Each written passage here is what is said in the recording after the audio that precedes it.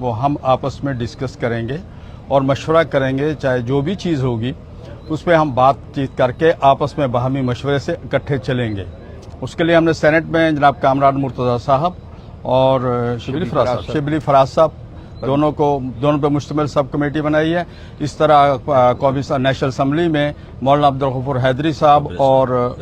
Barrister گوہر صاحب، ان دونوں حضرات پہ مشتمل، تاکہ یہ وہاں ڈے ٹو ڈے میٹر جو ہوں گے آپس میں ڈسکس کر کے اور باہمی طور پہ پھر اپنی پارٹیوں کو آگاہ کر کے اور پھر ہم اس کو لے کے آگے چلیں گے، تاکہ پارلیمنٹ میں اپوزیشن کا اتحاد جو ہے مزید مضبوط ہو۔